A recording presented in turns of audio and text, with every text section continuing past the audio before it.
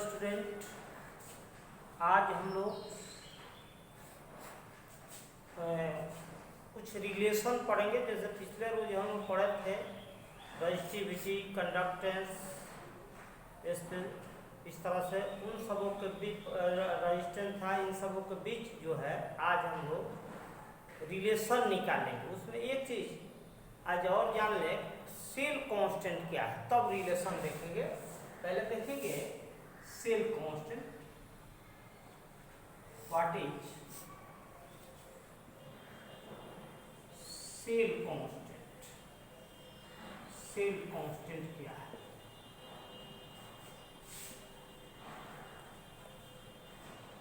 Cell constant,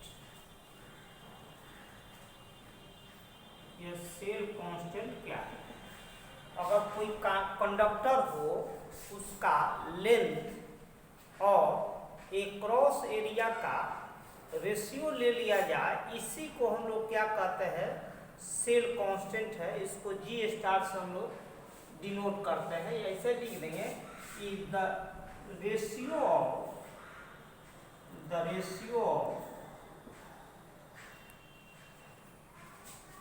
length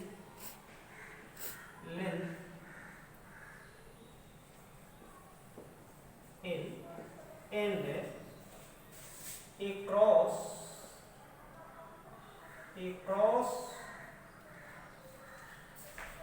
area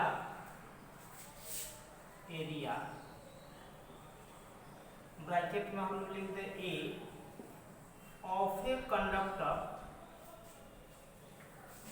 A, that is, और थोड़ा सा ऐसे कर देंगे L by A of A conductor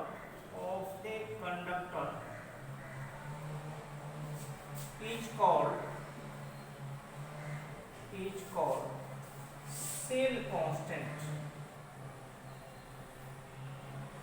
इसी का नाम है सेल कांस्टेंट। मतलब एल बाई ए को सेल कांस्टेंट कहते हैं।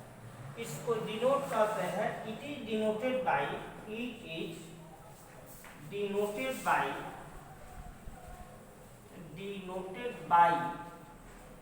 जी star.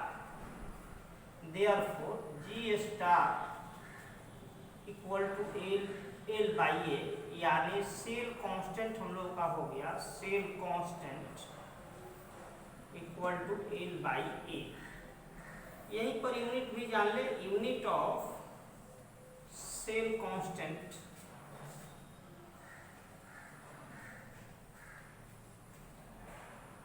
Equal to L by A. L का यूनिट हो जाएगा cm, एक का हो गया cm स्क्वायर। यह cm एक इसमें काट देंगे, 1/cm हो गया। यह ऊपर हो गया cm पर। यह हो गया हम लोग का यूनिट ऑफ सेल कांस्टेंट। यह जान गए तो हम लोग कुछ रिलेशन निकालेंगे। क्वेश्चन फिर देखेंगे। Establish the relation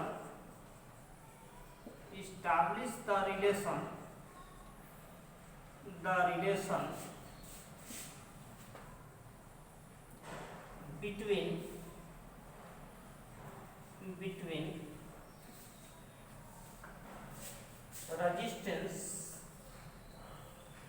resistance R, यह है कंडक्टिविटी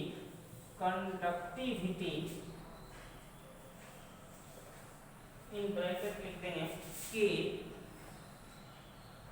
एंड सेल कांस्टेंट। इनके बीच एक रिलेशन निकालना।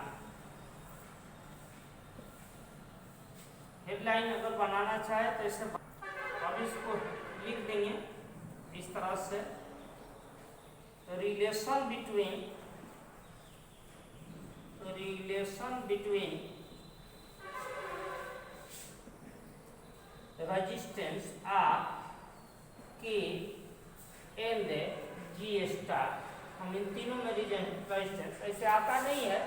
इसका उपयोग है एनसीईआरटी के बुक में, एक दो प्रश्न दिया है, सीबीएसई बोर्ड में आता है बहुत, वो सवाल इंपॉर्टेंट है।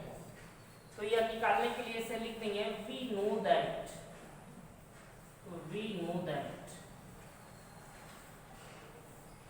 हम हम लोग जानते हैं कि R इक्वल टू होता है रो इंटू एल बाई ए, ये सब लोग जानते हैं।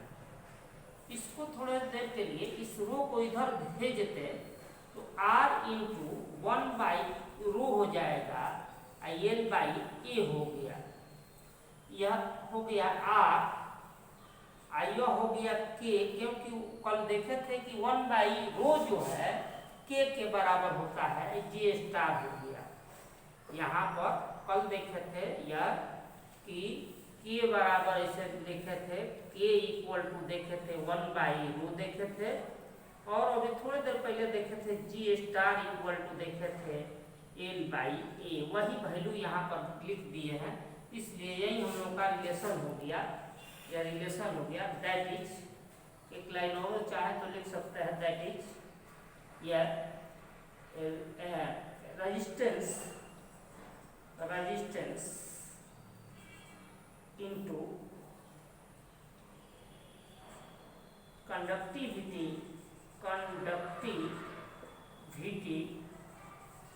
Equal to cell constant. एक सवाल, दो सवाल है इस पर आता है, यही निकालना होता है। तो ये दोनों का ये दिया होता है, रेजिस्टेंस दिया रहेगा, कंडक्टिविटी दिया रहेगा, गुणा कर देते हैं, इसका आंसर निकल जाता है, और यूनिट खत्म, CM स्क्वायर निकाल दिया, एक हो गया। फिर अगला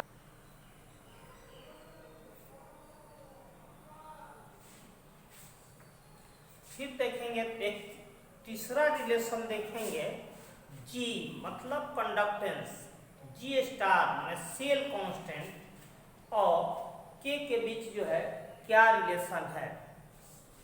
यह establish the relation between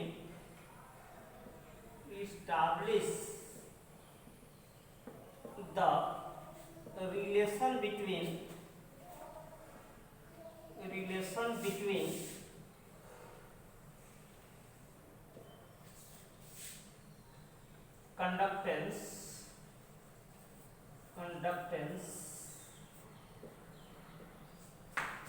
cell constant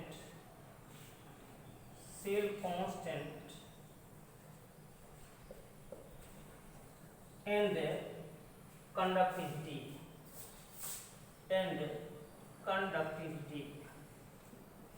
इस सब सवाल बनाने के लिए है, ऐसे ये नहीं पूछा जाता है, इससे न्यूमेरिकल हल करते हैं। पहले हेडलाइन हम लोग लिख देंगे, रिलेशन बिटवीन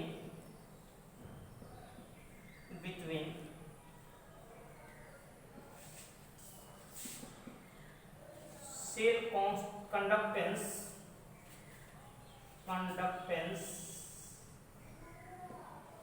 G, सेल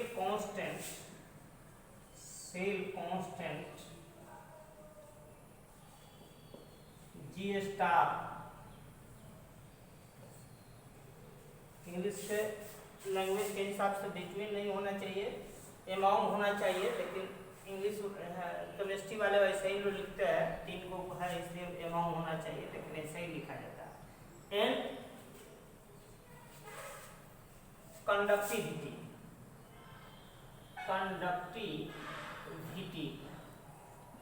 की ऐसे हम लोग लिख देंगे कि we know that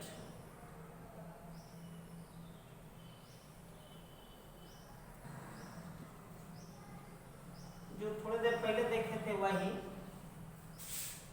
R equal to rho into L by A, यह मिला था हम लोग को, इसी को हम ऐसे कर दे रहे हैं, इसको इधर भेज दे रहे हैं, तो यह हो जाएगा 1 बाई रो, इसको अगर इधर भेज दे तो यह हो गया 1 बाई आर एल बाई ए। अब थोड़ा सोचेंगे सब लोग, 1 बाई रो को क्या बोले थे, अभी कल हम लोग पढ़े थे 1 बाई रो जो था यह K के बराबर था, कंडक्टिविटी के बराबर था, और पहले ही दिन 1 बाई आर जो था वह कंडक्टेंस के बराबर था, एंड 1 बाई आर यह G के बराबर हुआ था। तो हम लोग इसको लिख दे क्या चीज, यह जी और यह था जी स्टार, यानी फिर एक रिलेशन हम लोगों को मिल गया, यह that is conductivity equal to conductance and cell constant. यही हम लोगों का रिलेशन हो गया। इसके बाद हम लोग अगले लेक्चर में देखेंगे, अगले क्लास में, यह किस तरह से यह हम लोग कंडक्टेंस जो है निकालते हैं किसी सेल का। आज इतना ही, क्योंकि वह अकेले ही 3 लंबा है, इसलिए इसको इतना ही पर रोक देते हैं।